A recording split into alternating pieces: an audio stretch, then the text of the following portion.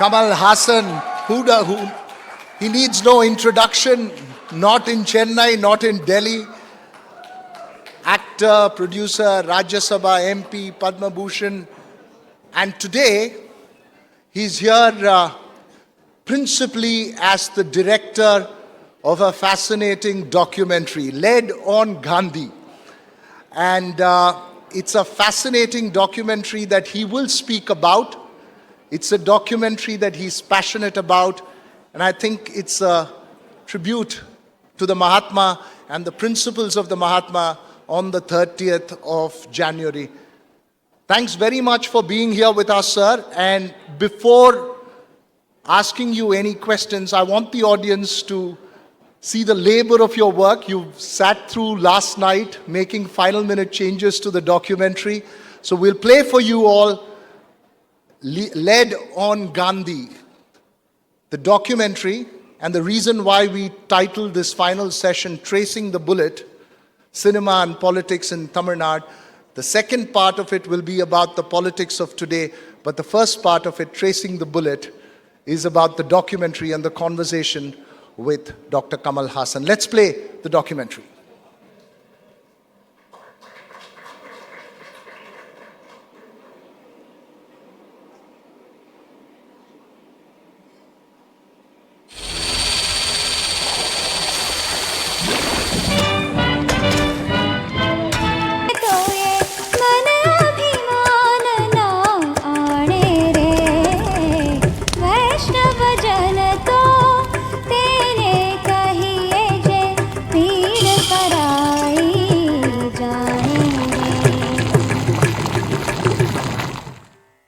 Gandhi's grandson, Ramachandra Gandhi, who was a philosopher, said about the 30th of January 1948 that on that day, while moving towards the prayer ground, Gandhi was not stopped by 3 bullets.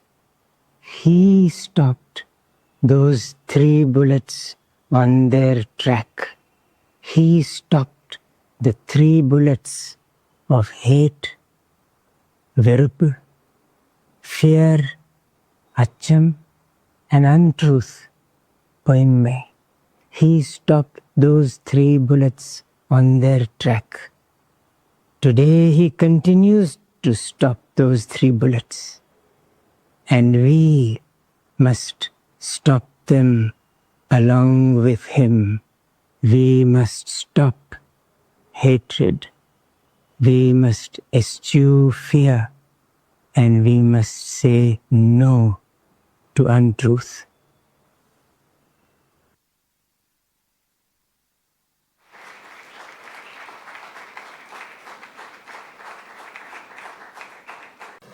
I think the interlude between the documentary and the conversation is perhaps moments that we need to reflect on the documentary and the message that it brings along. A fascinating piece of cinema and filmmaking, but the message is extremely powerful. May I invite on stage you, sir, Dr. Kamal Hassan, for a conversation this evening on the documentary that we just saw and much, much more with me.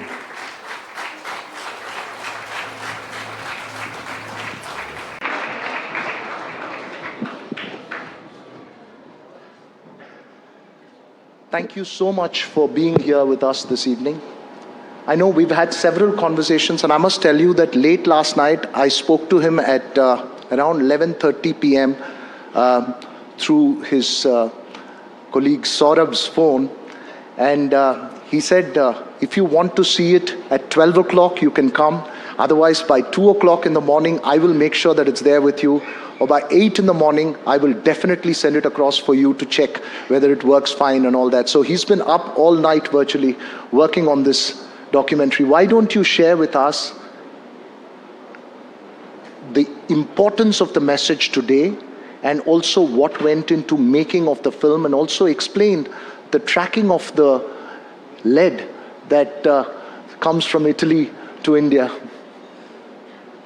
Thank you for offering this platform to pass on our message.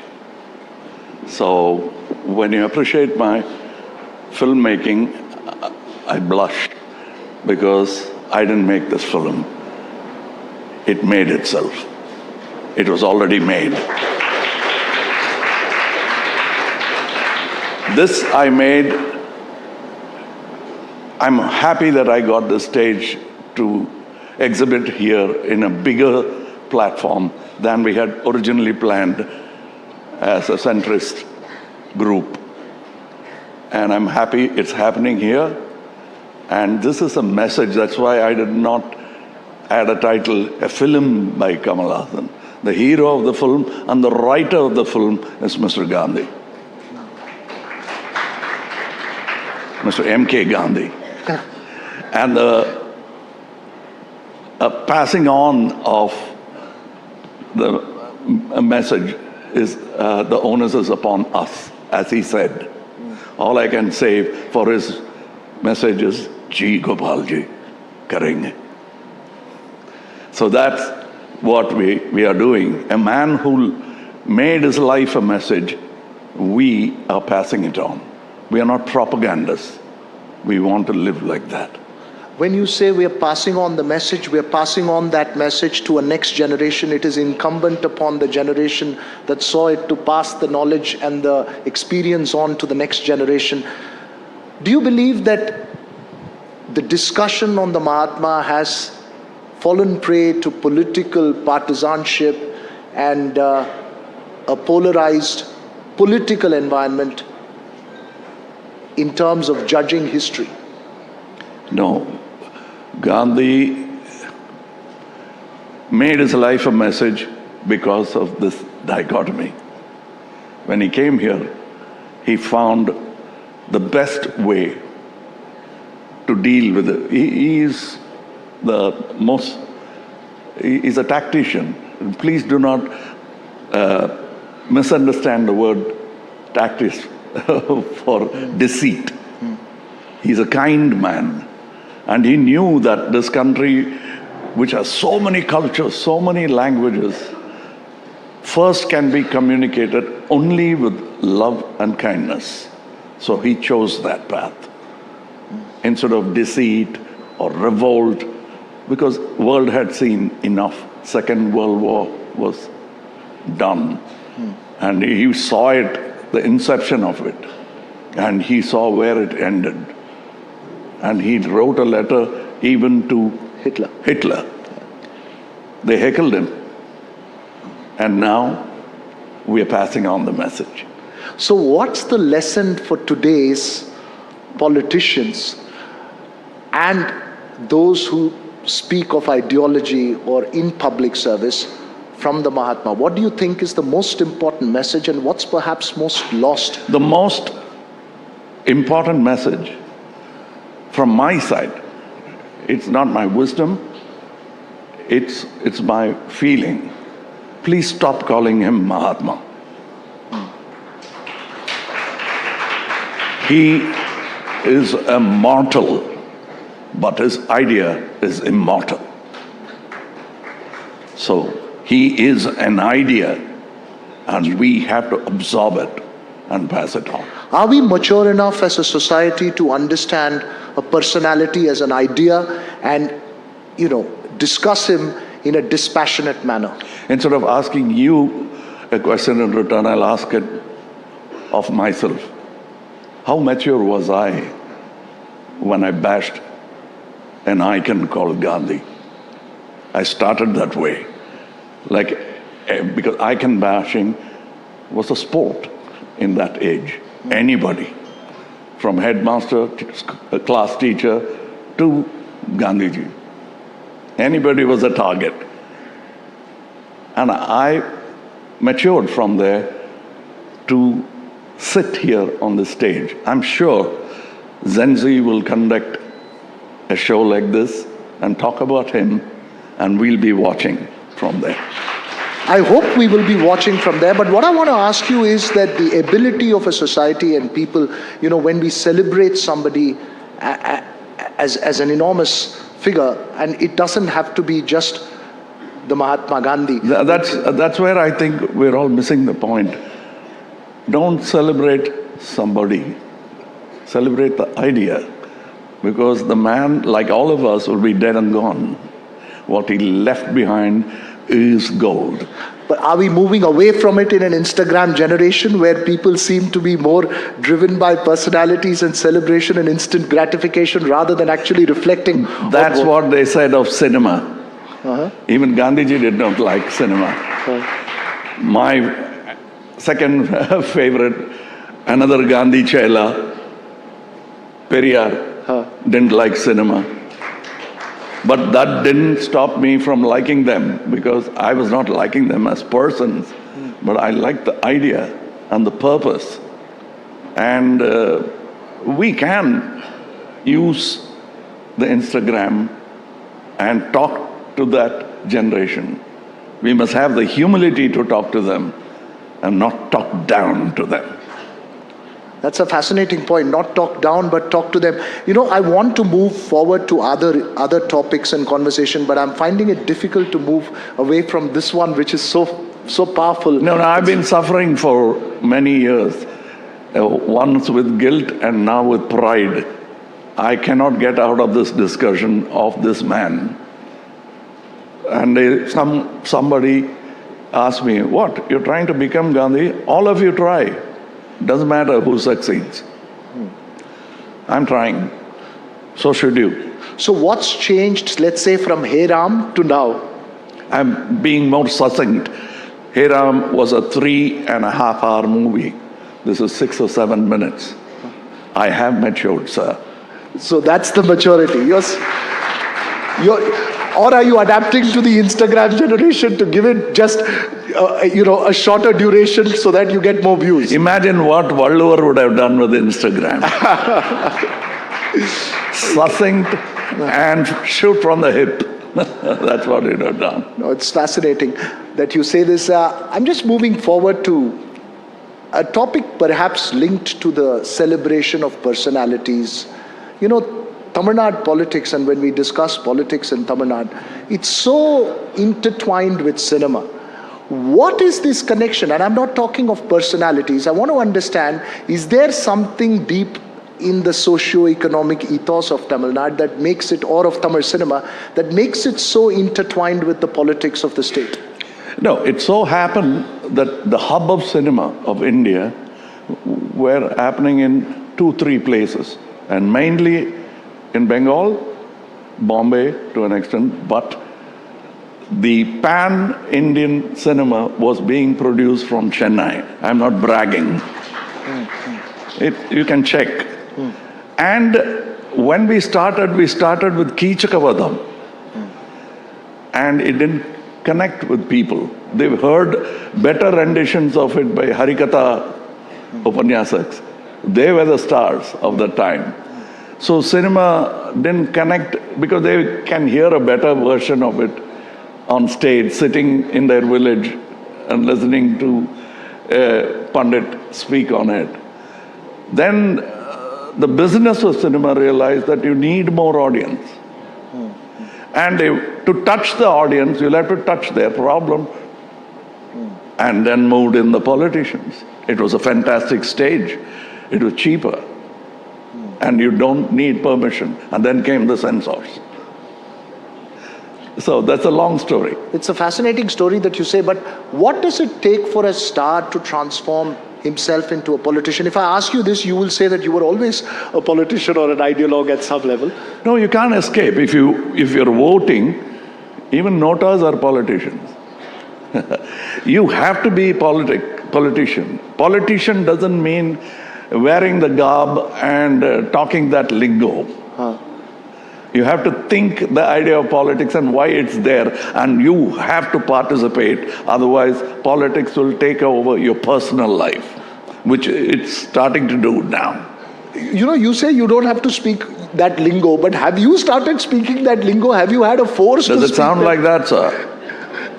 No, not here. I can, because I'm an actor. I can get into character. But I have practiced it. My first dialogue, or many actors' first dialogue to enter into the industry, the litmus test, was Parashakti dialogue. We were all politicized. நீதிமன்றம் விசித்திரமான பல வழக்குகளை சந்தித்திருக்கிறது, விசித்திரமான மனிதர்களையும் சந்தித்திருக்கிறது. வழக்காடும் நான் விசித்திரமான மனிதனும் அல்ல, இவ்வழக்கு விசித்திரமானதும் அல்ல. That's how he started. And we memorized it. I was 4 when I was politicized. I was 4 when I learned Tamil. And my Tamil teachers taught me for free. And the primary among them was Kalaignar. And my pronunciation came from Shivaji Saab. And my deeper understanding of the language came from Kannadasan. That is Tamil cinema for you, with or without politics. It taught me language. Is that the core connection? Is that the core connection of language which is driving politics as well at some level? And also the language identity that's espoused in cinema? Yes, language will drive politics, be it Bihar or be it Tamil Nadu. The word does it drive of Tamil Nadu? Atal Bihari Vajpayee Saab is lilting, so is Kalaignar's. But does it drive, where does it, and I'll ask you this question, and I know, you have very strong positions on this, and I do too, and I'm as passionate, maybe not as well versed as you, so I'm definitely not as well versed as you are, but passionate about language and my identity. But I ask you this, when does love for language turn into a frenzy? When does it turn into a political ideology, and is it healthy? See, love for anything, father, mother, woman, girlfriend, wife, is a two-way action. So language is my cultural pride. And that's where it stays. I love my language. To love my language, I don't have to hate another. If I want him to love my language, I can love his language, but do not impose it on us. Leave the choice to the people. And in the process of earning a living, whatever language comes my way or anybody's way, they will learn it. It's just a communication device. But when it comes to me personally, it's my feeling, it's my expression. And it's me. Most of me is my language. Do you believe that there is an atmosphere of imposition genuinely? Because in spirit, the argument of imposition, if I were to argue, has just helped fuel a particular political narrative? Or do you believe there is substantive evidence to show that there is an effort to impose? Love should never become toxic. It's mutual. Be it marriage of languages, it cannot be toxic and it cannot be imposed. Leave us the choice. I left the choice to myself. I didn't allow anyone to impose on it. And I learned Hindi at age 27. I didn't know a word of Hindi. The very little Hindi I knew was my friends calling me names, and I said, "What are you calling me?" He said, "It's a bad word, so teach me that." That is the first Hindi I learned. That's how a Hindi man learns Tamil also. But then hate becomes love and he dives deep into the language. That's how I went to learn. I furthered my Hindi education and learned Hindi and spoke dialects in it. But I can't write Hindi at all, but I can very barely manage to. So I have the dubious distinction of being not so literate in about 6 languages, and maybe a scholar in 3, or wannabe scholar in 3. Okay. You want to know which 3? Yeah, which 3? Tamil, English, and cinema. As a language, cinema as a language. Cinemas can speak any language, As with subtitles, of course. No, interesting that you say that. I was actually going to ask you, at some level, where do you stand on the 2 language versus 3 language formula argument that's on? Do you see a three-language formula as an imposition. And I'm bringing another side of the argument here, because when you hear it in Chennai, the argument sounds very different from when you hear it in Delhi. It depends on where the formula is formulated. I'm not going to gulp down any formula you give me. I want to know which laboratory it came from. So formulas are formulas. My need is people's need. Formulate an idea that will be useful for my need. So you don't see this debate as something that's only divisive on political lines? Do you believe that the two-language versus three-language formula debate is a genuine one? And Tamil Nadu... Let's broaden this issue and take it to 2-3 languages to 20 languages. Let them learn it at their leisure, at their convenience. Do not thrust it down my throat. Do not give me marks. I want to earn my right to speak my language, and I want to earn wealth. And I'll go anywhere. I'll go to America and speak like an American. Many Indians are doing it. I'm not being parochial and say many Tamilians are doing it, many Punjabis are doing it, many Gujaratis are doing it, many Malayalis are doing it. Of course, we'll carry our accent with us. We'll never let it go. Anybody who lets go and becomes very Yankee in their speech, we just laugh, smirk among ourselves, but we'll never insult him because he's trying to belong. No, interesting that you say that. And it's a very important, nuanced point that you're making, saying do it out of choice, let people do it out of choice, and let's move forward, in the right spirit.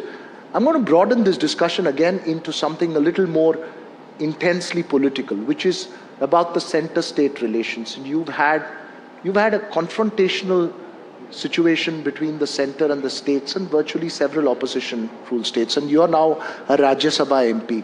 How do you negate this in Delhi? What's your sense after you've been a parliamentarian in terms of the center's approach? Are you able to see both sides of the coin, or do you still believe that this divide is something that's going to define politically the relationship between states and center in India? The coin is mine.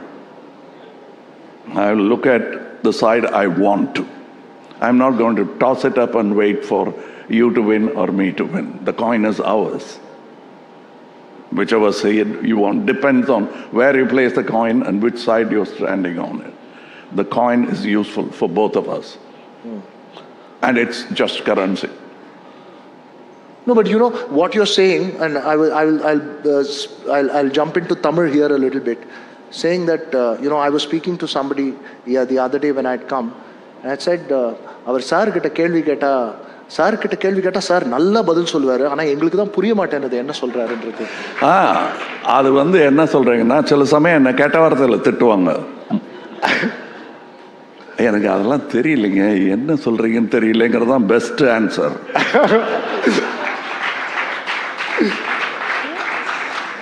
அப்படியா சொன்னேன்னு கேட்டா ஆமான்ட்டான்னா என்ன பண்ணுவீங்க?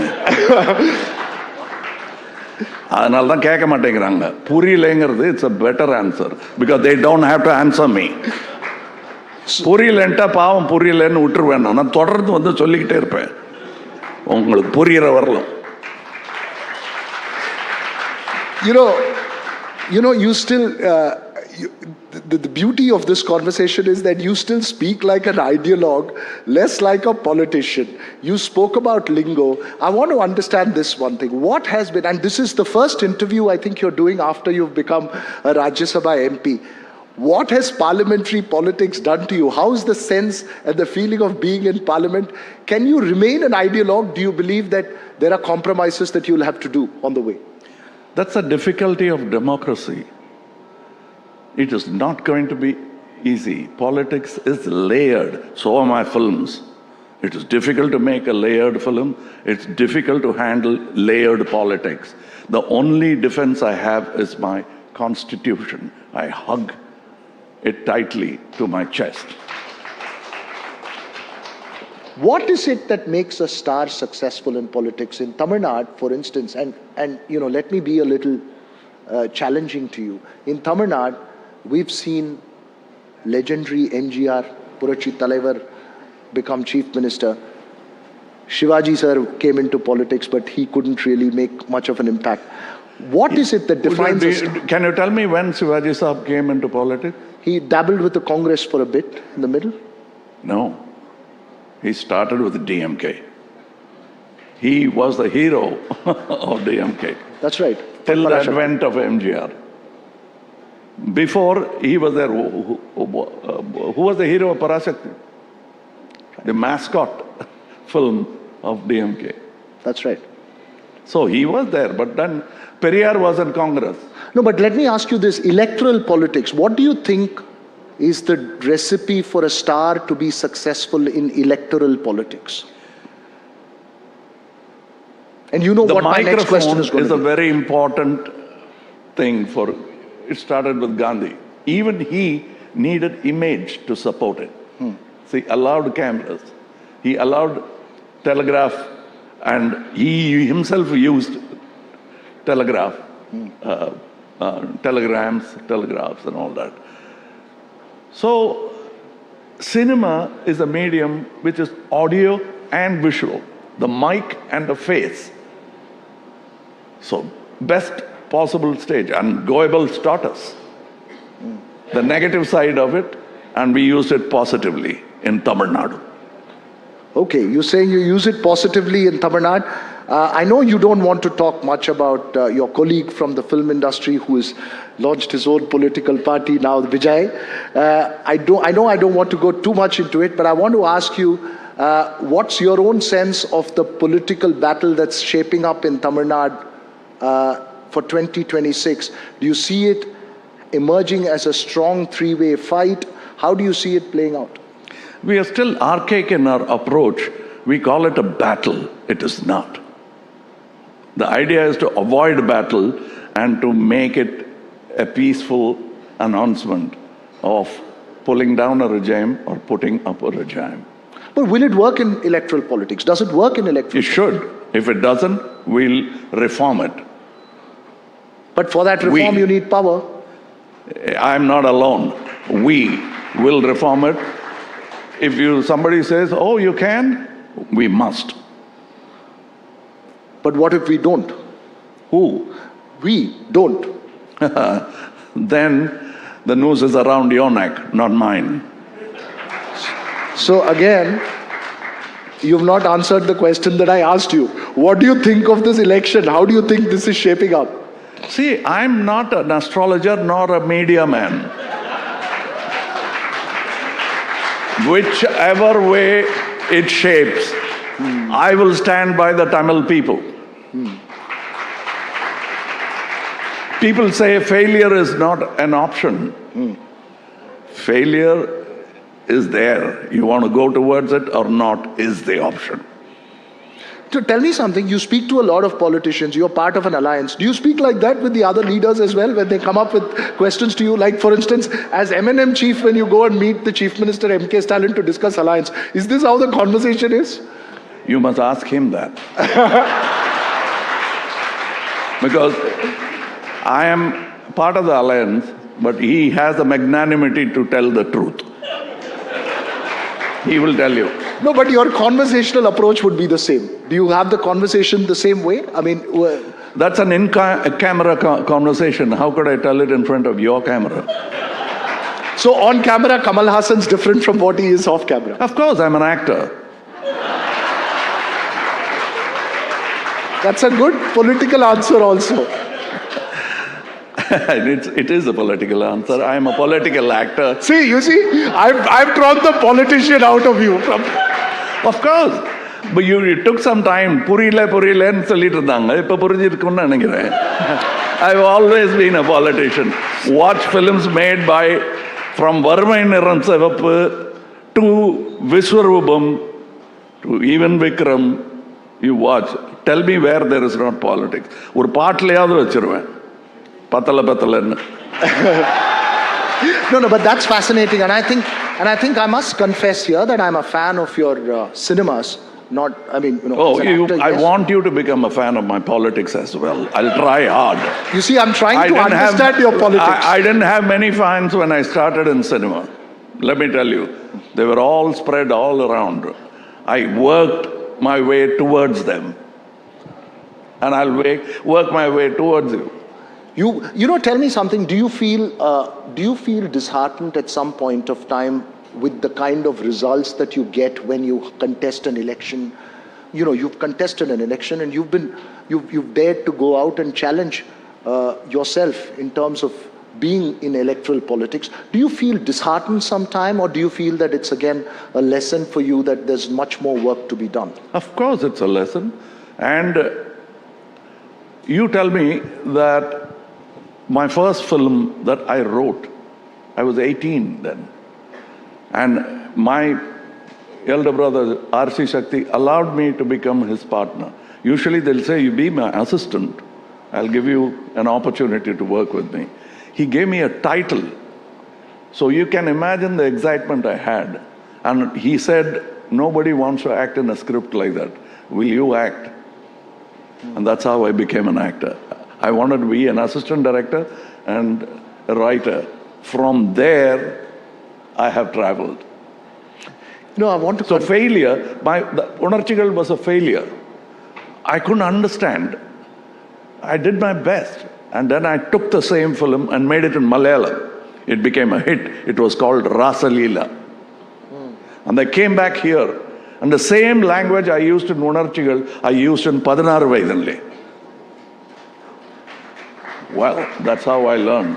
So Coimbatore is probably Rasalila. So where is the next? Not mine. So where is the next? Which is the next? How is it going to get rebranded at next election? Where is it going to be for you? I'll tell my party that. Will it be in 2026? My party will be there, which means I'm there. You will be there yourself as a candidate? Now, that's an in-camera discussion again. So, okay, let me just, last couple of questions, and I do want to ask you a couple of questions on cinema, but the last one on politics. But how has it been being part of an alliance in Tamil Nadu and being in Parliament in Delhi? What do you see your own role in, as far as the part of this alliance is concerned, and in these elections? What do you see? Do you see yourself as the star campaigner? I can only talk for myself and the leader of the alliance, because of whom I am there in this alliance. Some of us have become very close friends in the alliance. And the reason is both emotional, national, and sensible. When I'm in Delhi, I'll speak for Tamil Nadu. When I'm in Tamil Nadu, I have to make them understand the whole of India, not Delhi, the whole of India. I'll speak for India everywhere. It's fascinating that you say this. I hope and pray that it's true that, these ideals can be followed in politics, but sometimes the skeptic in all of us tends to question whether this is actually true or this is just an act. No, don't question politics. Keep the skeptic alive and ask bigger questions. I have already asked it. I've asked it of God, and these are mere mortals. That's what I feel. எப்பொருள் யார் யார் வாய் கேட்பினும் அப்பொருள் மெய்ப்பொருள் மெய்ப்பொருள் காண்பது அறிவு. மெய் என்பதை ஸ்கெப்டிக்கலா பார்த்துட்டோம்னா எதுவுமே மெய் இல்லை. இது மெய்யா இருக்க கூடுமோன்னு சந்தேகப்பட்டுட்டோம்னா அதான் சத்தியமே விஜயத்தை. As I conclude this conversation, sir, I want to know, failure in cinema, failure of a film, not in cinema, failure of a film and failure in electoral politics. Which one do you think is more troublesome, or are they both the same? Troublesome because I produce films. I don't produce politics. They do. So this is convenient, and that's why I want them to come to the booth without fear. Fascinating, and I'm sure I can't let you go without either singing a song or giving us one dialogue that you think is befitting this election narrative in Tamil Nadu. I'll translate it in Tamil. It's Atal Bihari Vajpayee's statement.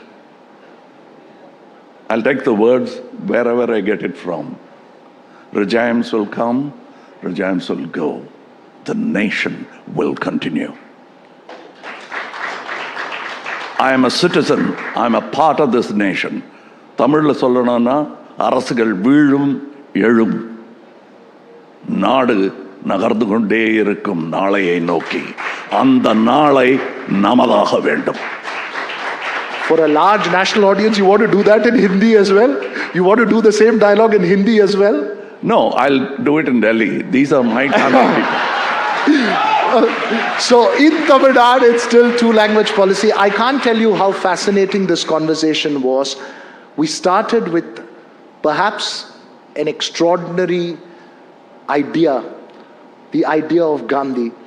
And as we leave this conversation, I just want to ask you, what would be your final message that we take home today when we think of Gandhi? Think of yourself. You'll find him there, somewhere in one corner. His ideas, not him.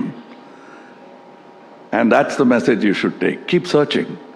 Searching within yourself, and you'll find first yourself and other great ideas. And Gandhi will be there, I'm sure. He belongs to the pantheon of ideas, not gods. And search for Gandhi as an idea. Thank you so much, Thank you. Dr. Kamal Hassan, for having this fascinating conversation. Thank you. And sharing. And thank you again, NDTV, you, for giving this platform for my Gandhi. Thank you. It's our Gandhi. I've learned to speak like I you. want you to join me. That's why, that's a hook. Thank you And so you much. swallowed it. Thank you. Thank you. Thank you very much. Thank you. Much.